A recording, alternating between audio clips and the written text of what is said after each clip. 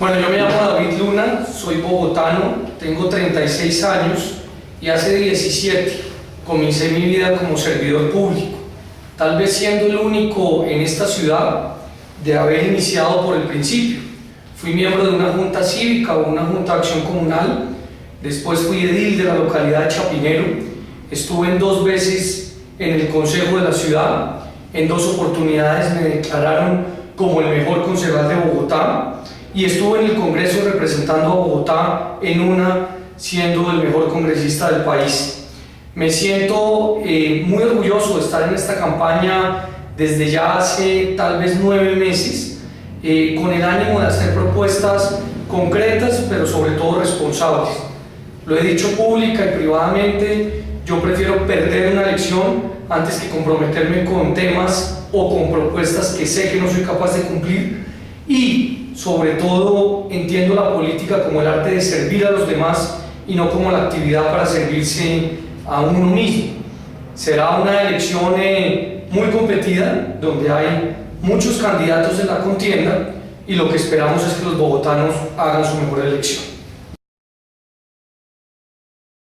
El cambio climático evidentemente es un dramático problema que no solamente afrontará Colombia, sino adicionalmente todo el globo terráqueo, y tenemos que saber de qué manera se va a enfrentar. Nosotros evidentemente no somos generadores de ese dramático cambio climático. Colombia no aporta más del 0.003% de los gases de efecto invernadero.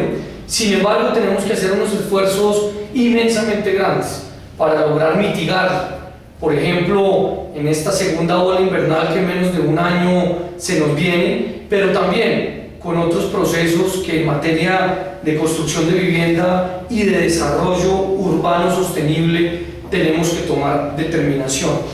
Bogotá es la 13ª ciudad más densa del mundo y en ese sentido pues hacemos unos esfuerzos grandísimos para lograr cada día más no solamente tener un transporte público eficiente, sino adicionalmente construir vivienda digna para la más de 1 millón de personas que en este momento no la tienen.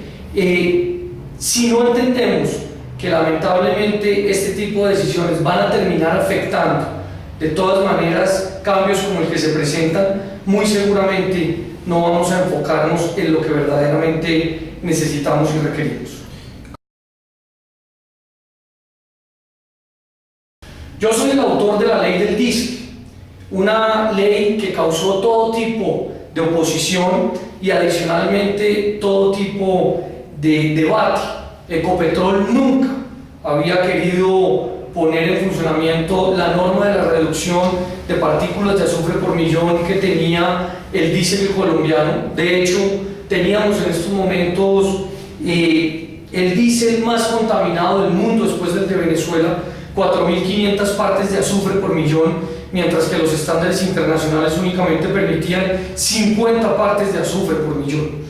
Después de esta norma, que se sacó gracias a una bancada de Bogotá juiciosa y a una academia sobre todo centrada y concentrada en el tema, Bogotá está recibiendo en estos momentos un diésel de 50 partes de azufre por millón. El país en sistemas de transporte lo va a comenzar a recibir desde el próximo mes de enero en igual proporción.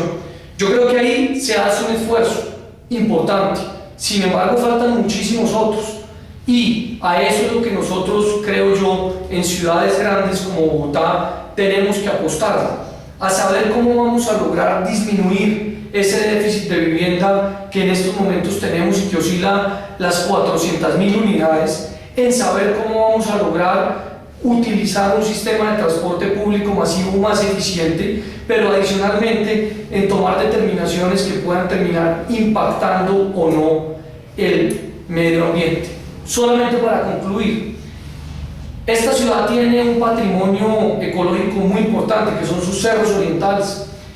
16.000 hectáreas teníamos de cerros orientales, ya hemos perdido 3.000 hectáreas de cerros orientales. 3.000 hectáreas son más o menos el equivalente a Kennedy, una gran localidad de Bogotá donde hoy viven una gran cantidad de miles de personas. Si ese ecosistema no se protege, si no se protegen los ecosistemas que nacen en esos cerros y que terminan alimentando el río Bogotá, como las Quebradas, o el río Salitre, el río Fucha o el río Tunjuelo, muy seguramente vamos a seguir teniendo unos problemas muy complejos. ¿Como cuáles? Como el que en la última ola invernal se presentó. Hubo grandes inundaciones, unas de ellas en centros educativos, otras no. Lo que nadie dijo, o a lo que todo el mundo se le olvidó decir, fue que Bogotá tenía 50 humedales hace 50 años. Hoy solamente tenemos 13. ¿Por qué? Porque han venido siendo rellenados constantemente por los urbanizadores piratas. El cambio climático, la ola invernal, no se da porque San Pedro esté de mal genio, se da porque hemos venido afectando esos ecosistemas. Y claramente necesitamos autoridad para la convivencia en el sentido de protegerlos y adicionalmente de lograrlos mantener.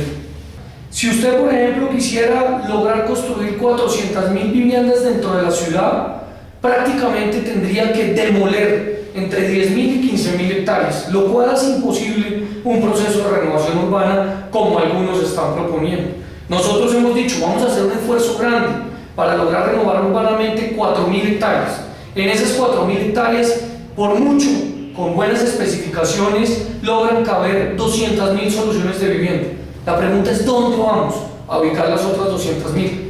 Yo particularmente creo que hay que trabajar conjuntamente con la nación y con el departamento para que esas viviendas se ubiquen en sitios donde está proyectado tener en el futuro nada más y nada menos que un transporte digno, pero adicionalmente un transporte eficiente.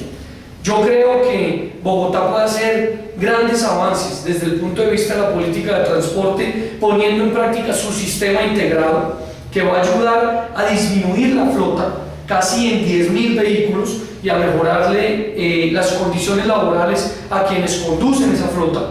Pero también necesitamos sistemas de transporte masivo que no solamente se alimenten del colectivo, sino que a su vez alimenten a otros que pueden ser de tráfico mucho más pesado. Esto de la mano con algo que la fundación en la que ustedes trabajan y que ustedes lideran ha venido promocionando de mucho tiempo atrás. El transporte alternativo, por ejemplo, el de la bicicleta. 300.000 o 400.000 personas se mueven hoy a través de ella.